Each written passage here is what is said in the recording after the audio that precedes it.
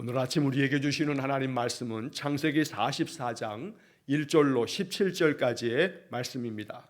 창세기 44장 1절로 17절까지의 말씀을 세번역 성경으로 봉독합니다. 요셉이 집 관리인에게 명령하였다. 저 사람들이 가지고 갈 수 있을 만큼 많이 자루에 곡식을 담으시오. 그들이 가지고 온 돈도 각 사람의 자루 아귀에 넣으시오. 그리고 어린아이의 자루에다가는 곡식값으로 가지고 온 돈과 내가 쓰는 은잔을 함께 넣으시오. 관리인은 요셉이 명령한 대로 하였다. 다음 날 동이 들 무렵에 그들은 나귀를 이끌고 길을 나섰다. 그들이 아직 그 성읍에서 얼마 가지 않았을 때에 요셉이 자기 집 관리인에게 말하였다. 빨리 저 사람들의 뒤를 쫓아가시오. 그들을 따라잡거든 그들에게 너희는 왜 선을 악으로 갚느냐? 어찌하려고 은잔을 훔쳐가느냐? 그것은 우리 주인께서 마실 때에 쓰는 잔이요 점을 치실 때에 쓰는 잔인 줄 몰랐느냐? 너희가 이런 일을 저지르다니 매우 고약하구나 하고 호통을 치시오. 관리인이 그들을 따라잡고서 요셉이 시킨 말을 그들에게 그대로 하면서 호통을 쳤다. 그러자 그들이 그에게 말하였다. 어찌하여 그런 말씀을 하십니까? 소인들 가운데는 그런 일을 저지를 사람이 하나도 없습니다. 지난번 자루 아귀에서 나온 돈을 되돌려 드리려고 가나안 땅에서 여기까지 가지고 오지 않았습니까? 그런데 어떻게 우리가 그대의 상전댁에 있는 은이나 금을 훔친다는 말입니까? 소인들 가운데서 어느 누구에게서라도 그것이 나오면 그를 죽여도 좋습니다. 그리고 나머지 우리는 주인의 종이 되겠습니다. 그가 말하였다. 그렇다면 좋소. 당신들이 말한 대로 합시다. 그러나 누구에게서든지 그것이 나오면 그 사람만이 우리 주인의 종이 되고 당신들 나머지 사람들에게는 죄가 없소. 그들은 얼른 각자의 자루를 땅에 내려놓고서 풀었다. 관리인이 맏아들의 자루부터 시작하여 막내 아들의 자루까지 뒤지니 그 잔이 베냐민의 자루에서 나왔다. 이것을 보자 그들은 슬픔이 북받쳐서 옷을 찢고 울면서 저마다 나귀의 짐을 다시 싣고 성으로 되돌아갔다. 유다와 그의 형제들이 요셉의 집에 이르니 요셉이 아직 거기에 있었다. 그들이 요셉 앞에 나아가서 땅에 엎드리자 요셉이 호통을 쳤다. 당신들이 어찌하여 이런 일을 저질렀소? 나 같은 사람이 점을 쳐서 물건을 찾는 줄을 당신들은 몰랐소. 유다가 대답하였다. 우리가 주인 어른께 무슨 할 말이 있겠습니까? 무슨 변명을 할 수 있겠습니까? 어찌 우리의 죄 없음을 밝힐 수 있겠습니까? 하나님이 소인들의 죄를 들추어내셨으니 우리와 이 잔을 가지고 간 아이가 모두 주인 어른의 종이 되겠습니다. 요셉이 말하였다. 그렇게까지 할 것은 없소. 이 잔을 가지고 있다가 들킨 그 사람만 나의 종이 되고 나머지는 평안히 당신들의 아버지께로 돌아가시오. 아멘. 자, 드디어 창세기 44장의 이야기에서 아주 극적인 희곡으로 얘기하면 아주 클라이막스에 해당되어지는 절정을 향해서 이제 나아갑니다. 요셉이 그 형들에게 자신의 신분을 아직 밝히지 않은 채 두 번째 애굽으로 내려와서 곡식을 사기를 원했던 그들에게 그들의 그 원함대로 곡식을 가득 많이 실어서 이제 그들을 떠나보냅니다. 자, 오늘 본문의 말씀에서는 이렇게 그 형제들을 다 떠나보내면서 그 가지고 있던 모든 자루 아기에다가 원래 가지고 왔던 그 곡식값을 또다시 다 집어넣고 그러면서 동시에 막내 아들인 이 베냐민의 자루에는 요셉이 쓰는 은장까지 집어넣도록 하고 그리고 나중에 그들이 떠나고 난 다음에 관리인을 보내서 이 은잔을 가지고 간 훔쳐간 이를 이제 잡아내서 그는 종으로 삼겠다라고 하는 그런 이야기를 우리가 읽었습니다. 자, 이 이야기를 통해서 오늘 우리 매일 성경 묵상책을 가지고 계신 분들은 그 제목을 이렇게 정해두었는데 시험대에 선 형제들 이렇게 오늘 본문의 이야기의 제목을 잡아둔 것을 우리가 책에서 볼 수가 있습니다. 물론 이렇게 해석할 수도 있습니다. 요셉이 은잔을 베냐민의 그 자루에다 집어넣고 그리고 이제 나중에 관리인이 뒤쫓아가서 그 자루에서 베냐민의 그 자루에서 발견된 은잔으로 인해서 베냐민을 종으로 삼겠다라고 하는 이 과정 속에서 이것이 형제들을 시험하는 시험대가 된다 라고 이렇게 볼 수도 있습니다. 그러나 또 한편에서는 요셉이 바라고 원하는 것은 자기의 동생인 친동생인 베냐민만을 옆에다 두고 살면 된다 하는 마음일 수도 있습니다. 그래서 오늘 본문의 이야기를 통해서 사실 요셉은 이 베냐민의 이 자루에다가 은잔을 집어넣으면서 또 동시에 이 형제들이 이 일을 어떻게 해결해 가는가라고 이렇게 보는 시험대 삼는 그런 모습으로 오늘 본문의 말씀을 우리가 이해하고 또 해석할 수도 있습니다. 자, 중요한 것은 이 상황 속에서 형제들이 어떻게 반응하는가라고 하는 문제가 이제 오늘 우리가 본문에서 또 읽어내야 할 아주 중요한 메시지가 그 속에 담겨 있습니다. 자, 먼저 오늘 본문에서 살펴봐야 할 또 한 사람이 등장하는데 어찌 보면 주연은 아니지만 조연 중에서도 형제들이 아닌 또 한 사람이 나오고 있는데 어제 본문에서도 그렇고 오늘 본문에서도 계속 이어지는 관리인이라고 하는 이 사람의 모습입니다.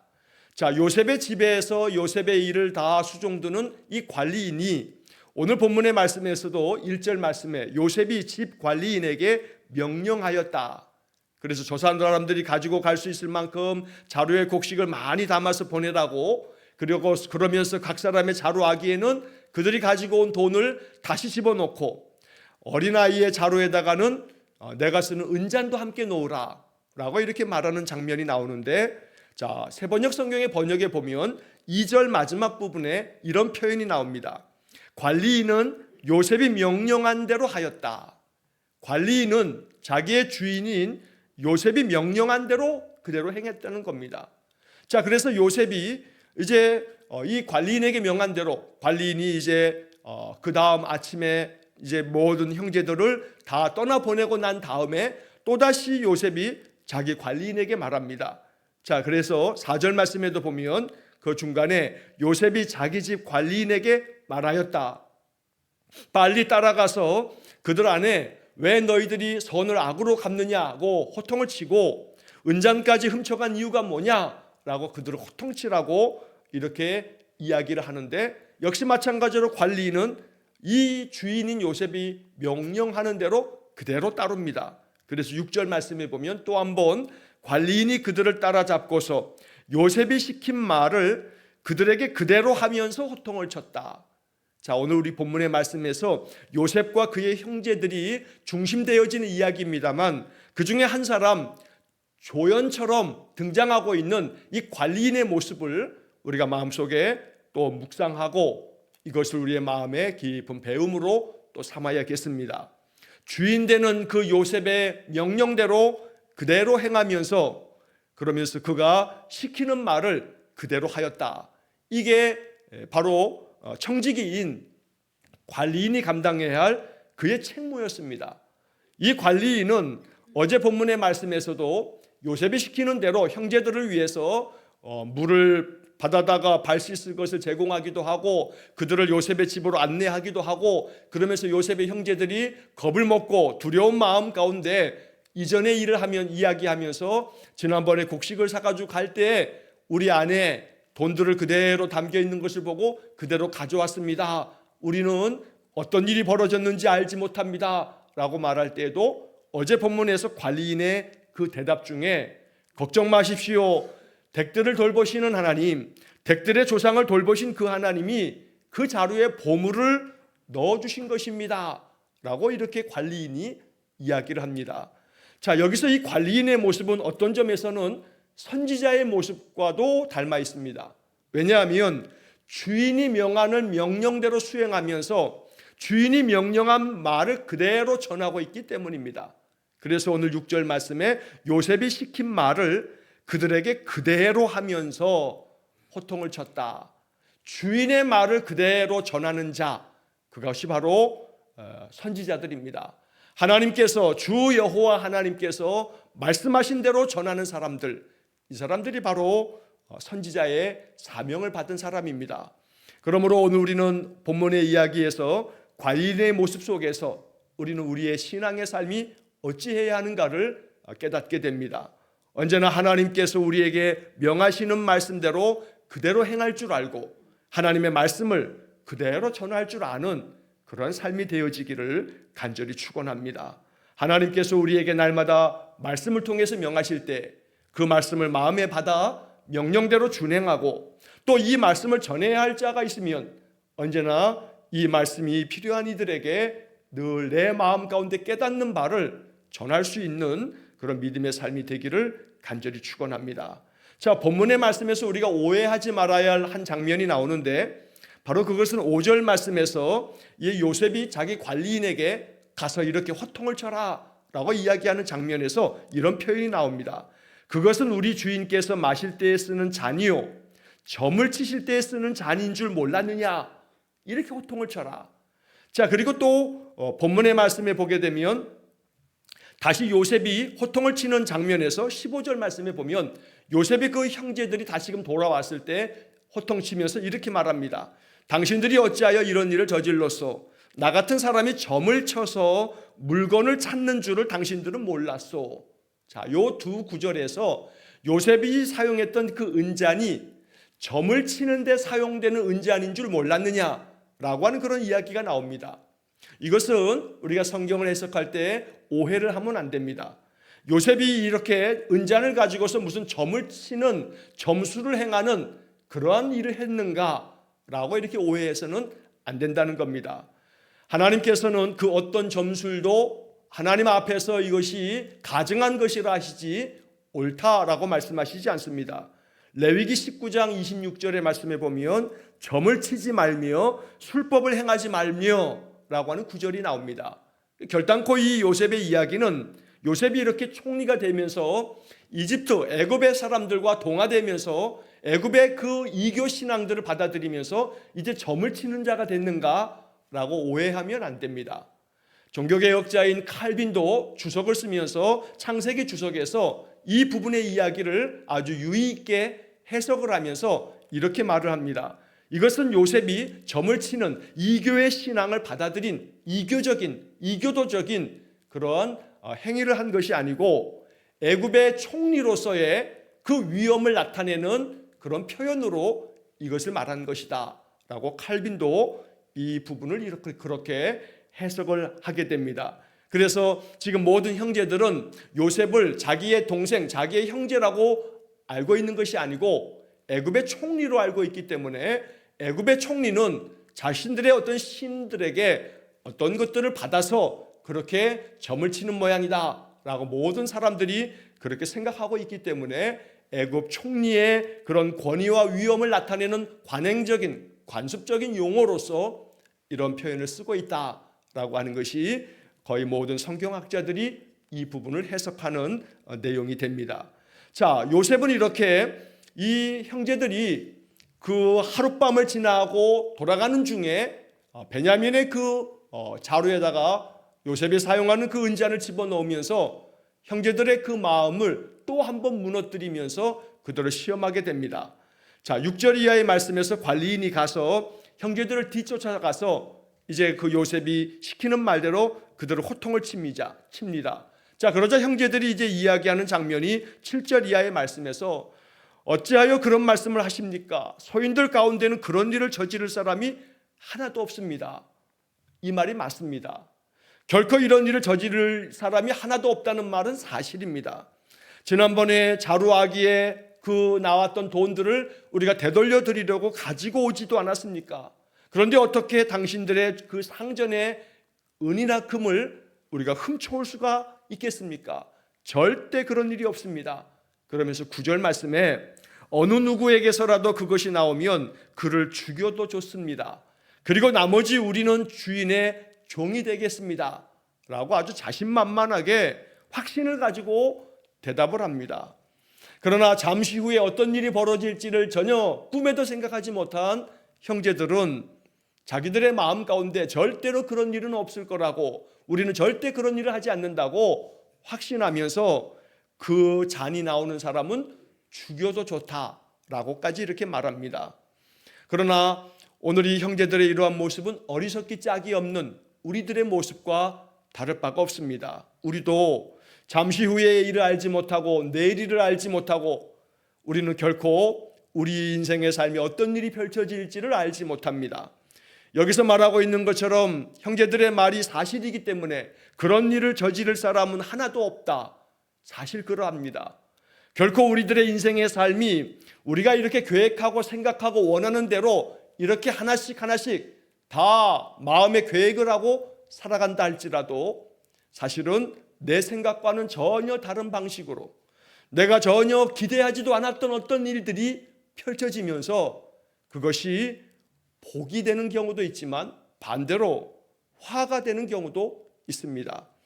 형제들은 전혀 지금 어떤 일이 벌어질지 알지 못한 채 그들의 마음 가운데 가지고 있는 확신으로 그 은잔이 나오는 사람은 죽여도 좋다라고까지 그렇게 서슴없이 말을 합니다.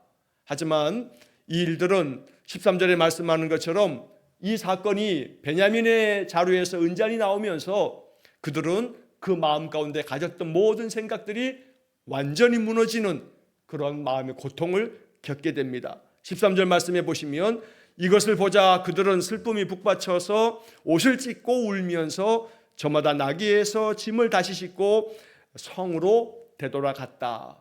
오늘 본문의 말씀에서 23절은 매우 의미 있는 그런 구절이 됩니다. 예전 같으면 자기의 형제이기도 한 요셉을 우물 속에다 던져놓고 다시 끄집어내서 종으로 팔아버리는 그 형제들의 모습이 13절의 말씀에서는 전혀 다른 모습을 보여주고 있습니다. 베냐민만 놔두고 그냥 다시 고향 땅으로 돌아갈 수도 있는 문제입니다. 20년 전에 그들은 그렇게 했습니다. 요셉을 그렇게 종으로 팔면서까지 그들은 요셉의 옷가지에다가 짐승의 피를 묻히면서 아버지에게 가가지고 요셉이 이렇게 짐승에게 잡혀 먹은 모양이라고 아버지를 속이면서까지 그들은 전혀 양심에 거리낌 없이 행동했던 사람들입니다. 어찌 보면 여기 지금 베냐민을 그냥 종으로 냅두고 올라가서 베냐민의 옷가지에다가 또 짐승의 피를 바르든 어떤 것으로 아버지를 또 속이면서 베냐민만 남겨두고 그냥 떠나갈 수도 있는 그런 문제입니다. 그러나 20년 전의 형제들이 아닙니다. 그들은 지난 이 긴 세월 동안에 그리고 그 마음 가운데 양심의 찔림이 이제 더 이상 이 베냐민을 두고 갈 수 없기 때문에 그들 모두가 다 슬픔에 북받쳐서 옷을 찢고 울면서 다시 나귀의 짐을 다 싣고 다시 애굽 땅으로 돌아가게 됩니다. 오늘 이것은 형제들의 마음 가운데 조금씩 변화되어져 가는 모습을 보여주고 있는 아주 중요한 구절이 됩니다. 자, 본문의 말씀에 10절 말씀에 보면 이런 이야기가 나옵니다. 그렇다면 좋소, 당신들이 말한 대로 합시다. 그러나 누구에게서든지 그것이 나오면 그 사람만이 우리의 주인의 종이 되고 당신들 나머지 사람들에게는 죄가 없소. 자, 이 관리인이 이야기하는 이 이야기를 들으면서 형제들은 어쩌면 잠시 고민에 빠질지도 모릅니다. 그냥 베냐민만 납두고 가도 되겠다. 우리에게는 죄가 없다고 하니 라고 이렇게 말할 수도 있지만 그들은 이 문제를 베냐민의 문제로만 취급하지 아니하고 나머지 사람들은 죄가 없어라고 해도 그들은 이 모두가 다 우리 형제들 모두가 감당해야 될 문제라라고 여기면서 다시 그들 모두가 다 이 요셉이 있는 곳으로 애굽 땅으로 다시 되돌아가고 있다는 겁니다. 그러니 이 이야기는 누구 한 사람만의 죄를 그냥 그 사람에게다 그냥 다 덮어 씌우면서 그래 베냐민 그냥 너 하나가 여기에 종이 되는 것이 가장 최상의 방법이라라고 생각하고 판단할 수도 있습니다. 그러나 오늘 형제들의 판단은 이 지점에서 이전과는 달랐다는 겁니다. 그러므로 누구 한 사람에게 죄를 전가시키거나 그 사람 한 사람을 희생시킴으로써 나머지 우리 모두가 사는 길이 최상의 선택이라고 그렇게 생각하지 않고 있다는 겁니다. 그러므로 무엇이 가장 최선의 선택인가, 어느 것이 가장 최선의 선택인지를 판단하는 가름대에 지금 이 형제들이 서 있는 겁니다. 하지만 그들의 선택과 그들의 결정은 베냐민을 그냥 두고 갈 수가 없다. 베냐민만 종으로 그냥 가져가라고, 베냐민만 데려가면 되겠다고 이렇게 선택하지 않는 이 형제들의 모습 속에서 그들이 조금씩 변화되어져 가는 그런 모습을 우리가 보게 되는 거고, 내일 18절 이하의 말씀에서 특별히 유다가 내가 아버지에게 스스로 내가 담보가 되겠다고 결코 이 막내 베냐민을 데려오지 못한다면 내 아들들을 죽이시라고 내 스스로가 담보가 되겠다고 그렇게 약조했다 하면서 유다가 이 문제를 수습하기 위해서 나서는 장면이 이제 내일 본문에 나오게 됩니다. 자, 이처럼 이제 형제들은 베냐민은 자기들하고는 배다른 형제입니다. 그래서 이 요셉과 베냐민 이 두 형제, 배다른 이 두 형제에 대한 미움 때문에 다시 이 베냐민을 종으로 냅두고 떠나는 일이 벌어지지 아니하고 그들은 베냐민을 책임지기 위해서 최선을 다하는 모습을 이 44장이 기록하고 있는 겁니다. 자, 그래서 14절의 말씀의 표현이 유다와 그의 형제들이 요셉의 집에 이르니 라고 말씀합니다. 자, 여기서 유다라고 하는 이름이 먼저 등장하는 것이 의미 있는 겁니다. 분명히 형제들 가운데 유다는 넷째입니다. 그렇다면 이 이야기를 할 때 가장 첫째인 루벤과 그의 형제들이 요셉의 집에 이르렀다라고 써야만 마땅합니다. 하지만 유다와 그의 형제들이 요셉의 집으로 돌아가서 이제 요셉을 만나는 장면으로 묘사하면서 유다라고 하는 이름을 굳이 사용하는 것은 이제 18절 이하의 말씀에서 유다가 감당하게 되는 담보로서 대속의 의미를 가지고 있는 유다의 그 구원의 행위가 아주 중요한 메시지를 담고 있기 때문에 오늘 14절에서 유다와 그의 형제들 이렇게 표현하고 있는 겁니다.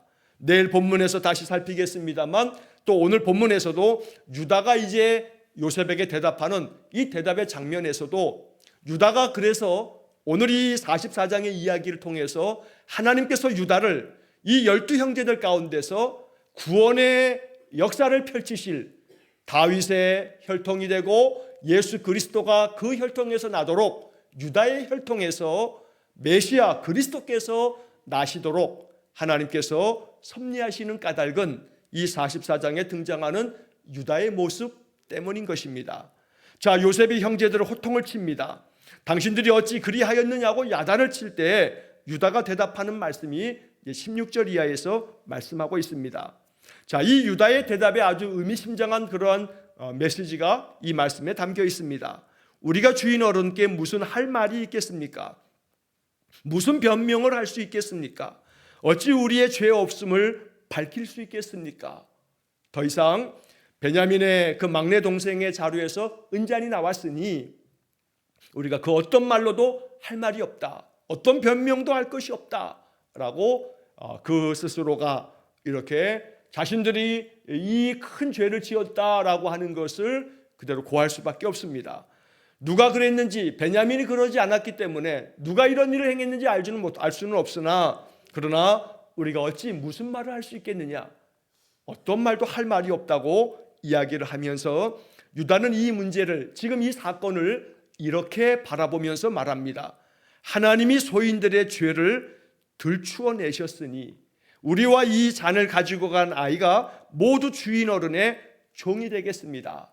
분명히 관리인이 요셉의 이야기를 전할 때에는 은잔이 발견된 그 사람만 종으로 삼을 거고 나머지는 죄가 없으니 고향 땅 아버지에게로 돌아가라고 이야기를 했지만 유다는 여기서 이 은잔이 발견된 베냐민만을 종으로 삼는 그런 문제가 아니라 우리 모두가 종이 되겠다라고 유다가 이야기합니다.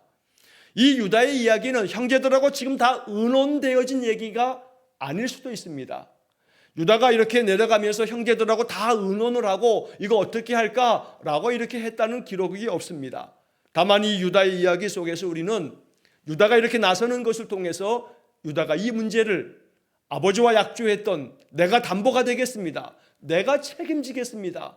라고 하는 유다의 그 이야기 때문에 유다 스스로가 아버지와 약속했던 내가 책임지겠다고 내가 담보가 되겠다는 어제 본문의 그 약속 때문에 약속을 지키는 유다의 모습에서 우리는 바로 하나님께서 우리에게 주시는 그 말씀의 의미를 다시 깊이 되새겨야겠습니다.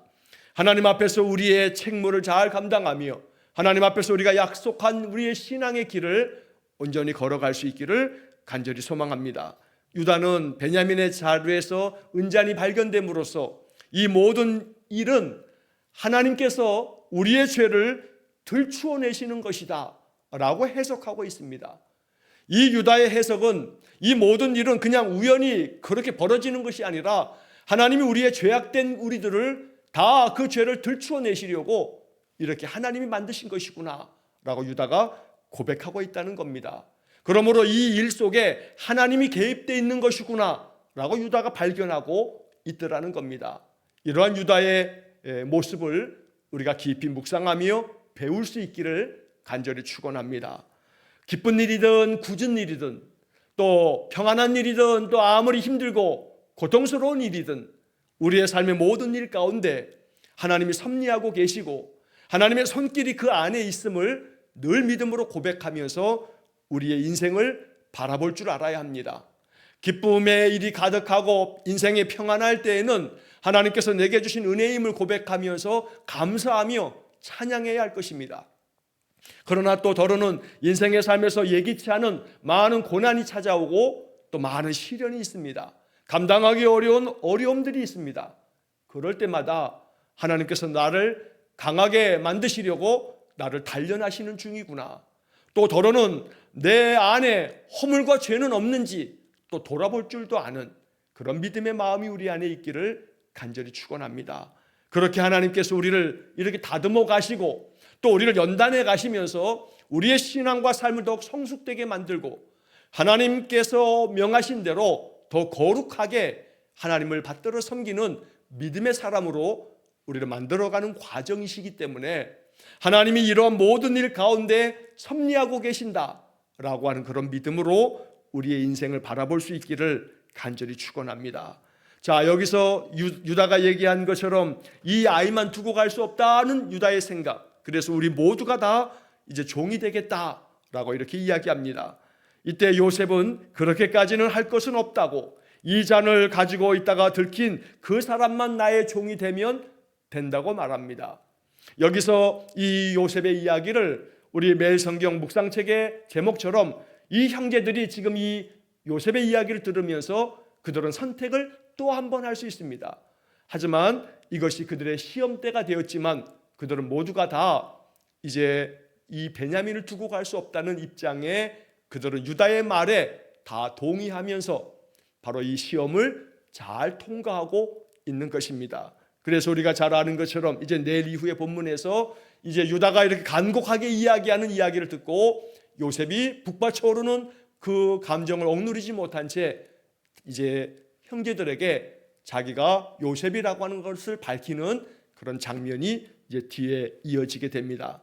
자, 오늘 본문의 말씀에서 우리가 주목할 한 사람, 관리인의 모습을 통해서 언제나 주인의 명하시는 대로 시키는 말을 그대로 전하는 이 관리인의 모습이 우리의 신앙의 삶이 되기를 원해 늘 청지기의 삶을 잘 감당하는 믿음의 삶이 되시기를 원하고, 또 오늘 우리의 삶 속에 언제나 이 형제들이 이제 조금씩 변화되어서 보여주는 것처럼 어떤 일이든 내 안에 하나님 앞에서 감당해야 될 책무와 책임을 잘 감당하며 유다와 같이 내가 책임지겠습니다 라고 아버지께 얘기했던 것을 그대로 행하는 이 유다의 모습 속에서 우리의 신앙, 우리의 삶이 하나님 앞에서 내가 기도하며 고한 모든 것들을 온전히 잘 이루어가는 믿음의 삶이 될 수 있기를 간절히 축원합니다. 하나님께서 우리의 삶 가운데 어떠한 일이든 크고 작은 모든 인생의 일을 통해서 우리로 하여금 깨닫게 하시고 또 느끼게 하시고 우리의 마음 가운데 하나님의 뜻을 생각나게 하셔서 하루하루 인생의 모든 삶이 하나님 앞에서 의로운 삶이요 하나님 기뻐하시며 칭찬하신 삶이 되어지도록 늘 그렇게 우리가 선택하고 또 결정하고 그렇게 살아갈 수 있기를 주의 이름으로 간절히 축원합니다. 기도하겠습니다. 자비로우신 아버지 하나님, 우리의 인생의 삶 가운데 벌어지는 크고 작은 모든 인생의 일들 가운데에는 하나님의 손길이 있으며 그 속에 하나님의 섭리가 있음을 고백합니다. 그러므로 나의 삶의 모든 것들을 하나님께서 나를 이끄시는 그 모든 과정으로 여기며 그 속에 담긴 하나님의 뜻을 깨닫기 위해 더 깊이 기도하는 우리 성도들 되게 해 주옵소서. 더러는 생각지 않은 일들이 벌어지면서 우리의 마음을 낙담케 하고 또 우리로 하여금 너무나 많은 괴로움에 휩싸이게 할 때가 있으나, 그러나 그 모든 과정 또한 하나님께서 우리를 단련하시며 정금같이 우리의 믿음을 만들어 가시는 하나님의 손길임을 깨닫고 믿음 안에서 기도하면서 견디고 이겨내는 귀한 성도들 되게 해 주옵소서. 요셉의 관리인처럼 그 주인의 명하는 대로 그대로 순종하며 명하는 모든 말을 그대로 전하는 것처럼 우리의 신앙의 삶이 이와 같기를 원합니다. 날마다 하루하루의 삶을 통해 하나님께서 기뻐하시며 칭찬하실 아름다운 성도의 삶이 되어지도록 오늘도 우리 성도들의 생각과 판단과 결정을 항상 지켜주시고 인도하여 주옵소서. 모든 것을 주님께 의탁하오며 예수님 이름으로 기도하옵나이다. 아멘. 우리 구주 예수 그리스도의 은혜와 하나님 아버지의 극진하신 사랑과 성령의 교통하심이 날마다 내 삶 가운데 역사하시고 섭리하시는 하나님의 손길 앞에 순종하며 그 길을 따라 나아가기를 소원하는 머리 숙이기 위한 성도들 위해와 저들 가정과 온 가족들 위해 영원토록 함께 하시길 축원하옵나이다. 아멘.